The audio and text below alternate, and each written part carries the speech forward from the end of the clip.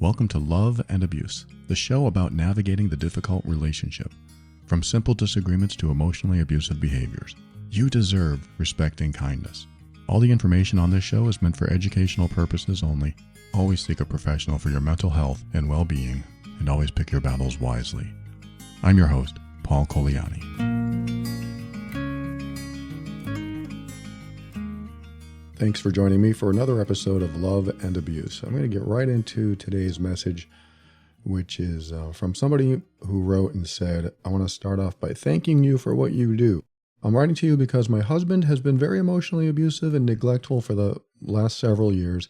I had our daughter not too long ago, and about a few months into my pregnancy, he started telling me that he would treat me better when the baby comes. That hurt me very deeply, but it was true. He has been treating me better ever since she was born. The abuse is still there, but it's not constant and it's not every day. He also started going to therapy and taking medication. I feel like a switch was flipped in my mind, and now it's almost as if I'm a less bad version of him. He's doing better, but I'm starting to treat him poorly. I feel so guilty that I feel like I don't love him anymore, or I have so much resentment toward him that I just don't feel any empathy or sympathy for him anymore. He's doing better, and now I'm the hurtful one. I'm starting to go to therapy as well and hopefully find myself and be a good person and wife to him again. Have you ever heard of this happening before? I feel like a bad person. I'm so sorry you feel that way. Thank you for sharing that. And I'll just say right off the bat, the people who join my Healed Being program to stop doing the emotionally abusive behaviors and actually do real healing and change, a good maybe 75% of them have partners who are now like you. Like the switch has flipped and now they're angry and now they're upset and now they've had enough. They've reached what I like to use the term threshold. They've reached their threshold and will no longer accept the behavior. And along with that thought and feeling that they're not going to accept any more from the other person comes a lot of that repressed, held back energy, all that emotional energy, all that negativity that you've been feeling probably for years, that sometimes comes with it. 75% of the time I see that in my program, where their partners now feel all this anger and upset, and they won't take any crap from this point forward. And not only that, they're going to be not abusive, but assertive, maybe aggressive. That threshold point that I'm talking about is the final straw. That's it. They're not going to take any more, and they're going to stop it right here and now, and it's going to go no further. And now it's going to feel like this surge of power is back. And with that power comes the response that you've been wanting to give, or the responses that you've been wanting to give over and over and over. That could be the big F you. That could be the middle finger that you point at them and say, no more. I've had enough. You either change or you're out of here. And that builds up over time, over the months and years. And it actually compounds typically. And the longer it goes on, the more it compounds, but it usually does reach like a top limit, the very peak of what you could feel before the top blows off. And so right at the limit, right before the top blows off, you are at your max.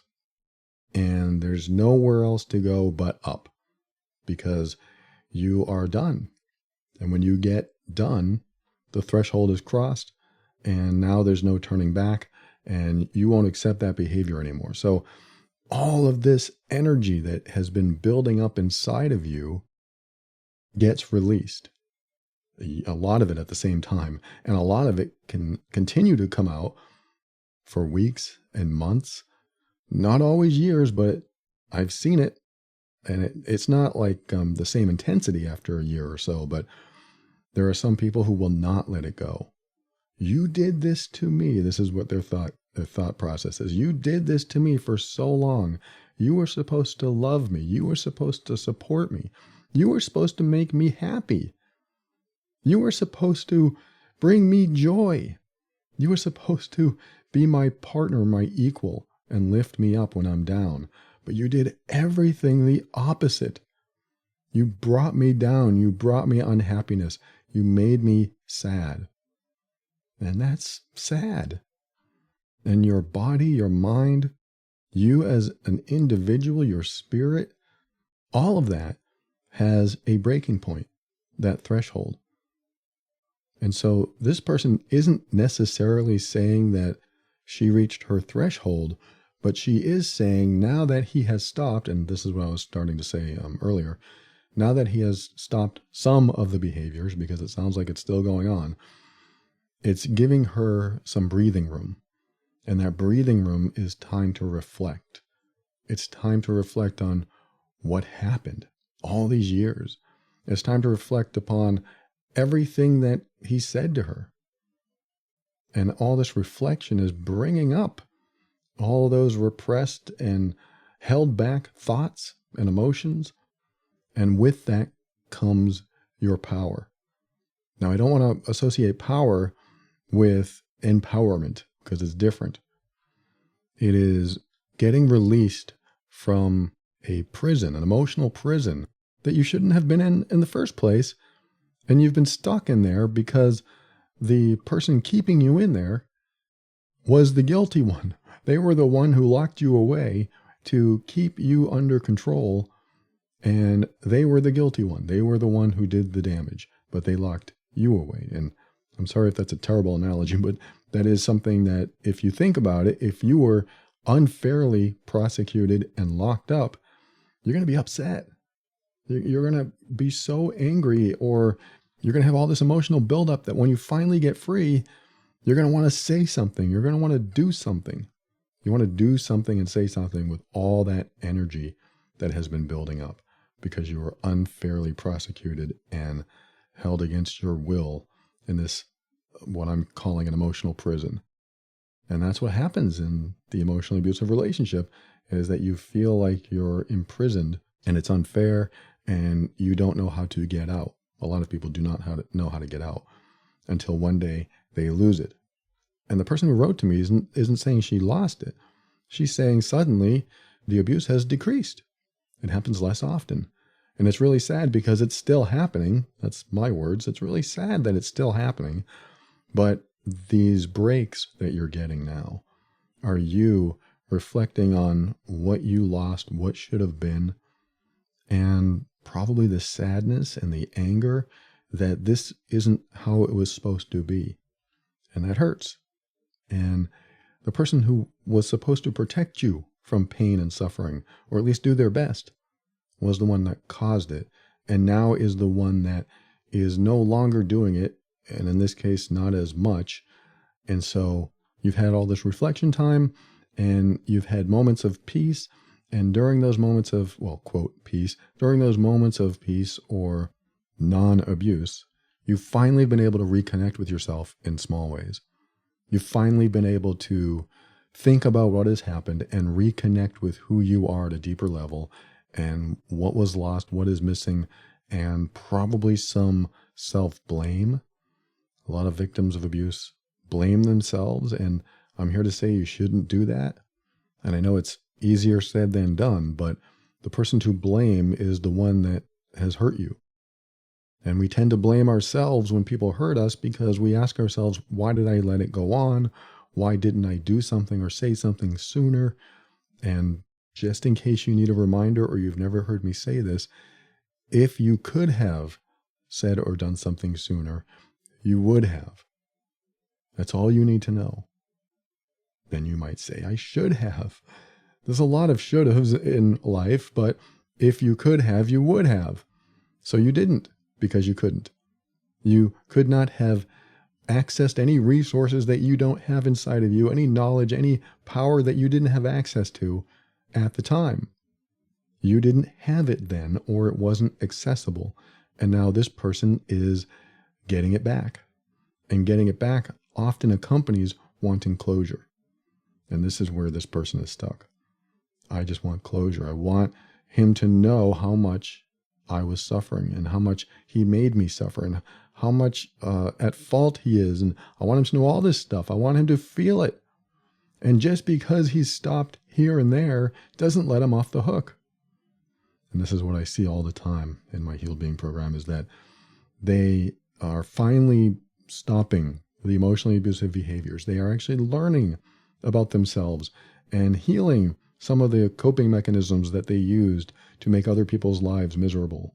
Because how they cope with challenges is making other people face the challenge of their coping mechanisms, because they haven't dealt with it themselves. If they can't handle something that happens or something that somebody said, then they might become emotionally abusive and make somebody else feel bad so that they don't have to address what's going on inside of them.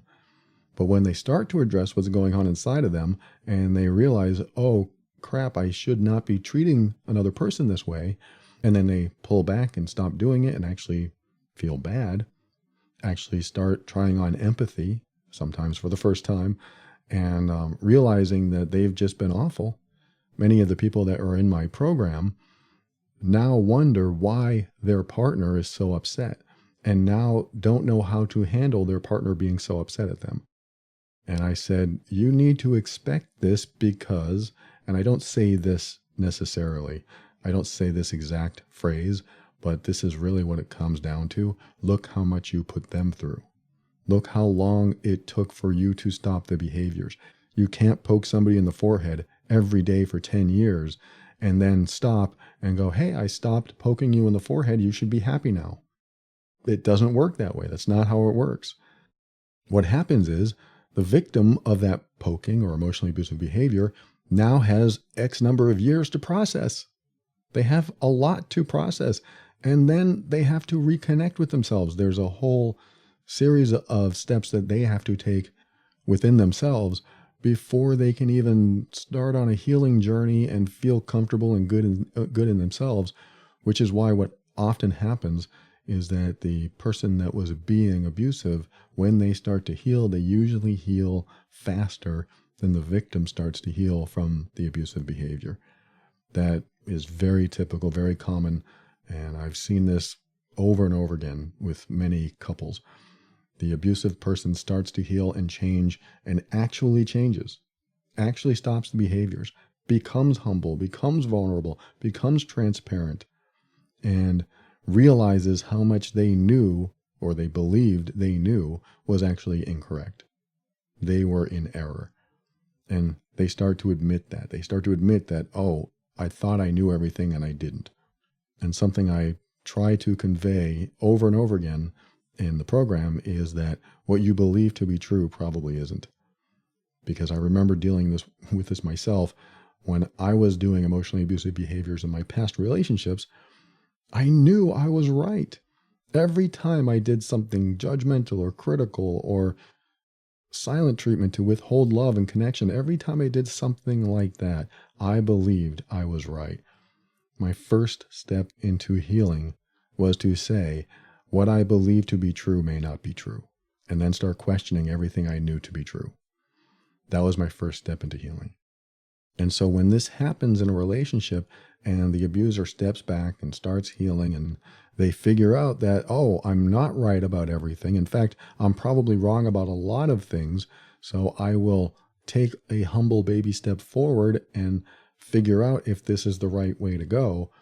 It doesn't matter how they show up for many people, because now the other person, the person they have victimized, has to figure out what to do now that they're no longer in this abusive situation, because their brain has been repatterned, reconditioned to expect abusive behavior. And now when it's not there, the brain has to change. You have to figure out what to do next when you're not walking on eggshells anymore. And even that doesn't necessarily disappear because you're always waiting for it to happen. So this long period of healing for the victim of abusive behavior, it is longer than the healing that the abuser goes through. And that's unfortunate. I wish it was opposite, but this is what happens. And I'm not saying the abuser heals right away. I'm saying that they have a lot to learn. Their healing will go on for life. That is just a fact. The abusive person can stop the behaviors. They can start healing their coping mechanisms and figure out, some old traumas that keep them doing the behaviors. They can do all these changes and do all this healing. But a year from now, they get triggered by something they haven't addressed yet. And so now they have to deal with that and reflect on it and figure that out too. That will go on probably for most of their life. The emotionally abusive person who wants to heal and change, when they have done the big steps to start that process, that journey, that healing journey will continue for their lifetime, because it will always there's some trigger that will happen 6 months from now, 2 years from now, and then they'll have to deal with it. But it does decrease in frequency. And so the abuser experiences a lot of healing in the first 6 months to a year, and all of that changes them. It changes them for the better. But the victim now has to reflect on everything that happened and process everything that happened. And that can take months and sometimes up to a year before they even start healing and feeling better inside themselves. It's just a different type of healing, a different intensity of healing in the beginning for the victim, and the abuser goes through their own healing in their own way. And it often happens faster. And I'm not saying that means they're changing right away, but sometimes they do. Sometimes they change right away. Now, in this case with the person who wrote, she said, I feel so guilty that I don't love him anymore, or I have so much resentment toward him that I just don't feel any empathy or sympathy for him anymore, even though he's doing better, but I feel like I'm the hurtful one. You're not hurtful. You just want to be heard. You want to be understood. You want him to feel what he did to you. You want him to understand at the visceral level how he made you think and feel all the time. And unfortunately, it's going to be very, very difficult unless he does what I've already said, that the people who heal from being abusive, they need to step into humility, being very humble. They need to be very vulnerable. They need to be very transparent and honest. And they really have to go around knowing that they aren't right about so many things, that when something comes up and they start to say something, they remind themselves, I may not be right about this, and pull back. Because most abusers, if not all, believe they're 100% right about what they think and what they do. And so if you have somebody like that, if they don't choose to be humble and let go of their ego, then it's going to be very difficult, if not impossible, for them to stop being the way they are. And the fact that he hasn't stopped the behaviors makes it even more difficult, because she wants to be nicer to him, but he still does some behaviors. So how does she even get past that? The behaviors are continuing, and she's trying to heal herself so she doesn't show up like him or doing behaviors that she feels are abusive. But of course, it doesn't help if he is being the same way at times. But even if he were 100% kind and generous and supportive and caring and humble, like I was saying, this person may still feel the same way. She may still be assertive, aggressive, and just sometimes wanting him to feel just a tiny little portion of what she felt for so many years. So to her final question, where she said, have you ever heard of this happening before? Absolutely, all the time. It happens all the time. And that doesn't mean you're a bad person. It just means you finally have an opportunity to unlock yourself from this emotional prison, get yourself out of there. The pendulum has now swung to the other side, which means you're getting all your power back. And with that power comes a lot of anger, comes a lot of upset, whatever feelings that have been held back. And all of that is going to be very intense and very frequent for now, until you get it all out of your system. And if he's not receptive to your anger, if he is not listening to you and giving you the space to share how much he's hurt you, and you have an opportunity to ask questions where he does his best to answer them on why he put you through what he put you through. If he's not giving that to you, giving you a safe, non-judgmental space to share all this stuff, then you may never find closure with him, and you may not be able to get past this with him. Now, I'm glad that you're in therapy. I hope that he continues to work on himself and improve. But in many cases, if the abusive person who does start to heal and change doesn't stop and listen to the person they've hurt and try to understand what they've done and also feel completely awful for what they've done, if they don't go through those steps, you're never going to feel like you have closure. And this is why healing has to take place inside you for you. Whether you love him or not after that healing takes place is another story. But your focus needs to be on you, not him. Love is either there or not. You're going to figure it out eventually, but you need to heal yourself. What do you need to heal inside yourself? That's where your focus is. And I'm glad that you're in therapy to talk to somebody about this, but I wouldn't necessarily focus on any aspect of the relationship except for what you have to focus on, like with your children. But any aspect of the romantic connection that you may or may not have or may be lost, don't think about if you love him, if you don't, if there's still love there or not, because your focus needs to be on what you need to do to reconnect and rebuild. Reconnect with yourself and rebuild yourself and get your power back. And with the power that you're feeling now, that power is coming out in an aggressive way. That's what you're probably explaining to me here. That aggression or assertion is often because you had a lot to say. And if you have somebody who's receptive to hear it, you might start healing. But if he's not, then where does it go? It doesn't land. And if it doesn't land, which it often doesn't with people who aren't changing, that's why focus is on yourself and not on the both of you. So show up as a mom for your children. Show up as a wife in the capacity that is required to make sure the children are safe and all of that, and discuss what needs to be discussed for their health, for their welfare, and then work on yourself. My suggestion, and you can take it or leave it, but my suggestion is to not wonder if you still have feelings for this person. It is to focus on what you need to heal in yourself first. And then after you do that, after you start feeling better inside yourself and reconnecting with yourself, figuring out who you are without this abusive behavior in your life, once you start doing all of that, you're going to discover if the love is still there or not. And I know this is difficult. Thank you so much for sharing this. I do hope this helps. Thank you so much for writing that. I wish you much healing and strength going forward. Love and Abuse is the official podcast of the Mean Workbook, an assessment and healing guide for difficult relationships. The workbook contains a 200-point assessment to tell you exactly what's causing you to leave so many interactions feeling bad. Gain clarity on your relationship today. Visit loveandabuse.com for more information. Also, over on the website, you can listen to the podcast, and there's even a safe listening button where all the titles to the episodes are changed so that you don't have to explain to anyone what you're listening to and why.